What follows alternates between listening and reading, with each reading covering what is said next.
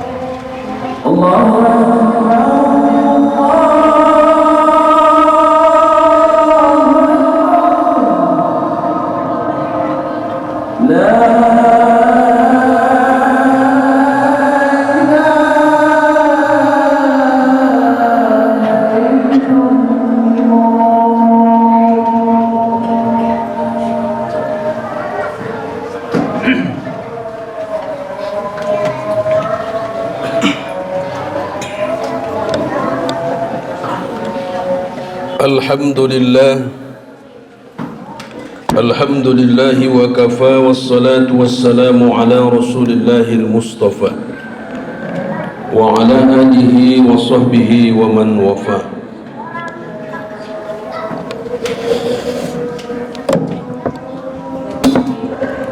أشهد أن لا إله إلا الله وحده لا شريك له وأشهد أن محمدا عبده ورسوله الذي لا نبي بعده.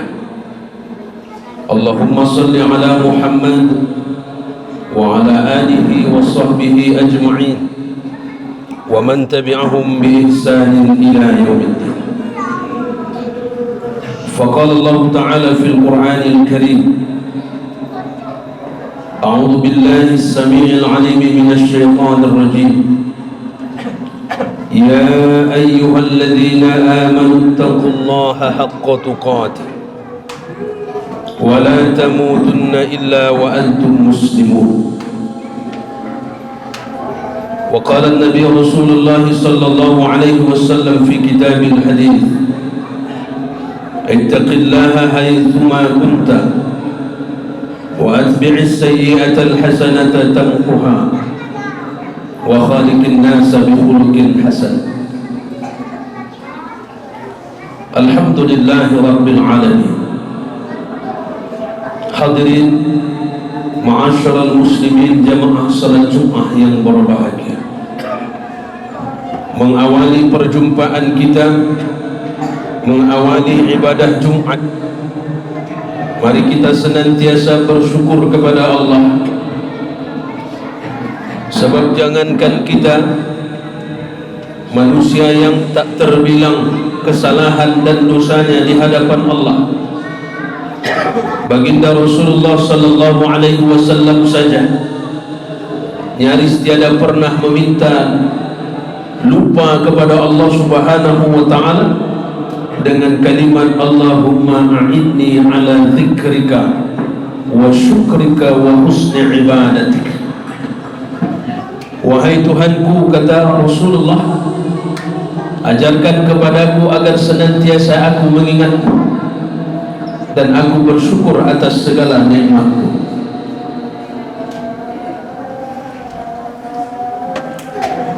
Oleh karenanya, dalam kehidupan ini jangan sampai kita lupa untuk terus belajar, untuk terus memperbaiki diri kita di hadapan Allah. Sebab bisa jadi di akhir penghujung hidup kita justru kesesatan dan kebinasaan yang didapati dalam hidup ini. Hingga satu di antara yang menjadi keinginan dan cita-cita luhur dalam hidup kita adalah bagaimana tatkala ketika nanti dibangkitkan Allah Subhanahu wa ta'ala, Allah mendapati kita menjadi hamba-hambanya yang bersyukur, sebagaimana yang Allah sebutkan di dalam Al-Quran, li'abadan syakura. Salawat barakaikan salam kepada qudwah hasanah al-Mustafa Rasulullah Muhammad sallallahu alaihi wasallam.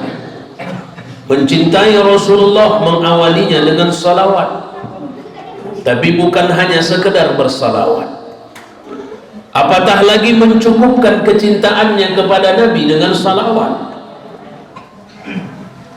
Tidakkah cukup menjadi pelajaran bagi kita betapa para sahabat, para tabi'in, para ulama, para salafus salih bukan hanya sekedar harta nyawa mereka pun mereka pertaruhkan, hanya sekedar ingin membuktikan di hadapan Allah benar adanya kecintaan mereka dengan kekasih Allah Rasulullah Muhammad sallallahu alaihi wasallam. Bukan hanya sekedar duduk terpaku dan terdiam dan mencukupkan diri dengan bersalawat saja, tapi selangkah demi selangkah, setahap demi setahap, hari demi hari, pekan demi pekan, tiada lupa kita saling ingat mengingatkan untuk meningkatkan ketakwaan kepada Allah Subhanahu wa ta'ala. Wa tazawwadu fa inna khairaz zadi taqwa. Dan berbekallah kamu karena sebaik-baik bekal adalah takwa. Harta bisa menjembatani kita kian bertakwa, tapi sebaliknya harta juga kadang bisa menjadikan kita lupa diri dan melakukan segala sesuatu sekehendak hatinya, bahkan lebih memperturutkan syahwat dunianya. Hadirin ma'asyiral muslimin, jamaah salat Jumat yang berbahagia, Allah Subhanahu wa taala berfirman dalam Quran surah Al-Asr yang kebanyakan kita telah hafal ayat ini. A'udzu billahi minasyaitonir rajim. Wal 'asr. Innal insana lafi khusr illa alladhina amanu wa 'amilus shalihat wa tawasaw bil haqq wa tawasaw bis sabr. Allah menjelaskan di dalam ayat ini betapa manusia pada kebanyakannya mengalami kerugian. Rugi di hadapan makhluk itu biasa, tapi kalau sudah rugi di sisi Allah, bukan hanya sekedar luar biasa, tapi ini adalah binasa. Apa yang membedakan orang yang tidak merugi? Kata Allah, illal ladzina amanu wa 'amilus shalihat, kecuali mereka yang beriman dan beramal saleh. Iman yang senantiasa kita pupuk, kita jaga, kita perkuat dengan segala macam cara ikhtiar yang kita lakukan. Begitu juga dengan amal saleh, berbagai macam kegiatan yang kita kerjakan tiada terlepas daripada aktivitas ma'isyah. Kita menafkahi anak dan istri kita di rumah pun tiada berlepas dari bingkai amal saleh yang sebagaimana telah digariskan oleh Allah Subhanahu wa taala. Akan tetapi ternyata baik iman maupun amal saleh dengan sekejap mata, dengan sebentar disadari atau tidak, bisa lenyap begitu saja di hadapan Allah. Sebab apa? Sebab kita tidak mampu memelihara lisan. Salamatul insan fi hifzil lisan. Selamatnya manusia ketika dia mampu memelihara lisan. Lisan memang tak bertulang, tapi yang lebih keras dari tulang bisa hancur berantakan karena lisan. Yang pertama, di dalam hadis Rasulullah sallallahu alaihi wasallam bersabda, "Man kana yu'minu billahi wal yawmil akhir falyakul khairan aw liyasmut." Siapa yang benar imannya kepada Allah dan hari akhir, hendaklah dia berkata yang baik atau diam. Jika seseorang mengobral kata, bicara seenaknya, berbuat semaunya, bukan hanya sekedar tiada mendatangkan manfaat, tapi di saat yang sama ada hal yang paling berharga dalam dirinya, yakni keimanan kepada Allah sedang dipertaruhkan adanya. Tidak ada yang lebih berharga, tidak ada yang lebih mahal dalam diri kita, bahkan melebihi nyawa kita, kecuali iman kepada Allah. Dan iman kepada Allah bisa menjadi sebuah hal yang hancur berantakan dalam tatanan kehidupan kita bila didapati dalam hidup ini tiada terpelihara lisan kita di hadapan Allah. Perlu kita camkan baik-baik, terpeliharanya lisan di hadapan Allah lebih dari sekedar terpeliharanya lisan di hadapan makhluk yang bernama manusia. Sebab hari ini banyak orang yang bisa menjaga lisannya di hadapan manusia, tapi tiada bisa menjaga lisannya di hadapan Allah. Berkata manis, berkata indah, retorika yang luar biasa. Bahkan ketika dia menyampaikan nasihat demi nasihat, kadang tak lagi begitu membekas dalam hati. Sebab apa? Sebab ternyata dalam sanubarinya kotor luar biasa, busuk luar biasa. Walau mungkin pakaian indah serba wangi, semerbak harumnya, bukanlah jaminan kita lebih baik ketimbang penjual roti yang sederhana dan kumuh pakaiannya, tukang tampal ban yang serba kotor, yang serba jauh dari kecukupan dalam hidup. Belum tentu kita lebih mulia dari mereka. Justru kadangkala kita perlu melihat orang-orang di sekitar kita. Sebab jadi orang-orang tersebut dihadirkan Allah tidak lain sebagai iktibar dalam kehidupan kita. Bukan warna baju yang membedakan kita, bukan pangkat dan jabatan yang membedakan kita di sisi Allah, tapi ketakwaan kita pula lah yang akan menjadi persembahan terbaik ketika benar adanya iman dalam diri kita. Hadirin ma'asyiral muslimin rahimakumullah, jangan sampai perihal lisan yang tak terjaga berakibat fatal hingga keimanan kita tak diakui di sisi Allah Subhanahu wa ta'ala. Adapun orang yang mampu memelihara lisannya di hadapan manusia tapi tak ternilai,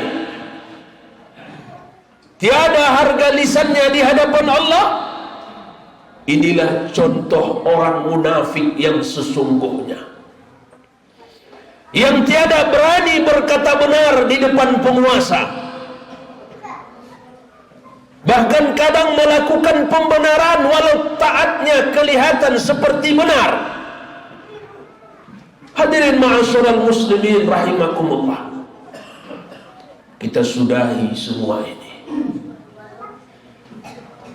Tidak ada yang bisa membahagiakan kita kecuali taat kepada Allah. Seberapapun kita bergelimangan harta, seberapapun pangkat dan jabatan bertukuk lutut di hadapan kita, tidak sedikit pun mereka akan menggaransi kebahagiaan dalam hidup ini. Yang bisa menggaransi hidup bahagia dunia dan akhirat tidak lain adalah Allah Subhanahu wa ta'ala. Pertanyaannya, seberapa pantas kita meraih kebahagiaan itu? Atau mungkin justru selama ini ketika di masjid tampak taat dan patuh kita kepada Allah, tapi begitu keluar dari masjid kelihatan jati diri kita yang sesungguhnya jauh dari nilai ketaatan dan kepatuhan kepada Allah. Yang kedua, orang yang tak mampu memelihara lisannya di hadapan Allah, terancam pula amal salehnya. Sebagaimana yang dikatakan Allah dalam Al-Quran, ya ayyuhalladzina amanu la tubtilu sadaqatikum bil manni wal adha. Jangan kau batalkan kebajikanmu sebab lisanmu yang menyakiti hati orang. Dan di ayat selanjutnya kata Allah, qaulun ma'rufun, perkataan yang ma'ruf, perkataan yang baik, wa maghfiratun, dan pemberian maaf, khairun, lebih baik, min sadaqati yatba'uha adha, daripada engkau bersedekah tapi menyakiti hati orang yang menerimanya.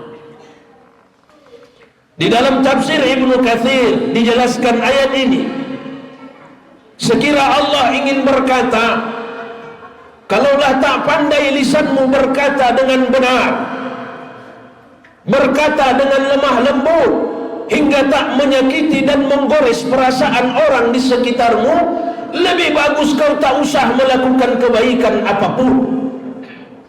Sebesar apapun kebaikan yang engkau kerjakan, sehebat apapun amal saleh yang kau perbuat, tapi di saat yang sama lisanmu tiada terjaga, maka binasa semuanya di hadapan Tuhanmu.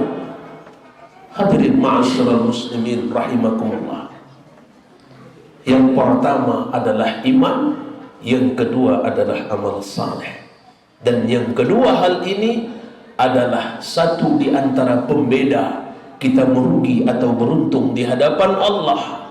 Tapi ternyata kedua hal ini tanpa kita sadari atau tidak, teramat mudah kelihatan di permukaan, tergadai dengan sendirinya di hadapan Allah, manakala kita berkata, kita berbuat, tidak lagi memperhatikan apa yang mendatangkan maslahat atau justru mendatangkan kemudaratan.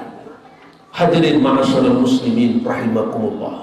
Padahal dengan tegas Allah mengatakan, kedua hal ini pula harapannya untuk menebus surganya Allah subhanahu wa ta'ala. Hadirin ma'asyiral muslimin rahimakumullah. Sebagaimana Allah berfirman, a'udzu billahi minasyaitonir rajim, wa basyiril ladzina amanu wa 'amilus shalihat. Dan berikan kabar gembira bagi mereka yang beriman dan beramal saleh, anna lahum jannah, bagi mereka surga. Berbagai macam kebaikan surga Allah janjikan bila benar iman dan amal saleh kita. Keredaan Allah akan diperoleh bila terpelihara iman dan amal saleh. Keberuntungan Allah akan berikan, kebahagiaan Allah akan hadirkan bila semua itu didasari dengan keimanan kepada Allah dan amal saleh yang benar di hadapan Allah. Hadirin ma'asyiral muslimin rahimakumullah. Kedua hal ini pula lah yang di dalam kitab ini disampaikan oleh Al-Imam Hasan Al-Banna. Beliau mengatakan, dua di antara empat hal yang penting mesti hadir dalam diri seorang du'a, seorang da'i, seorang mukmin, seorang muslim, adalah yang pertama al-quwwatul iman, orang yang mendapati kekokohan iman. Dan yang kedua wa'amilus salihat, mereka yang terus mengalir dalam dirinya amal saleh. Amal saleh, ketika berkata yang benar, satu di antara bentuk amal saleh. Hadirin ma'asyiral muslimin rahimakumullah. Ini yang perlu kita pelihara.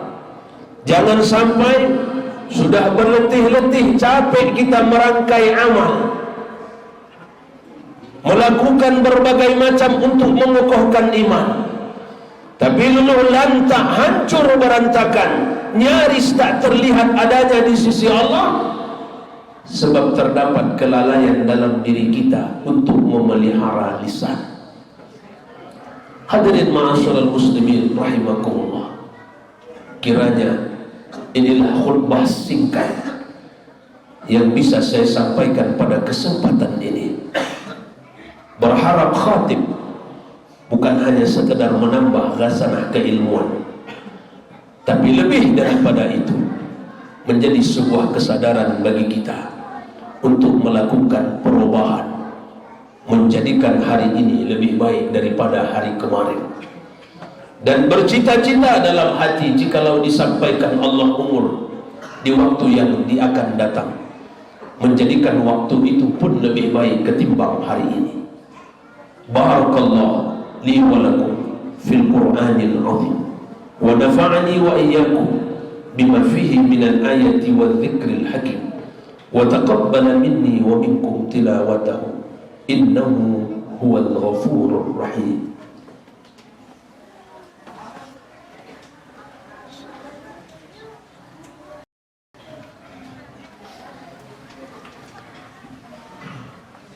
الحمد لله الذي أرسل رسوله بالهدى ودين الحق ليظهره على الدين كله وكفى بالله شهيدا.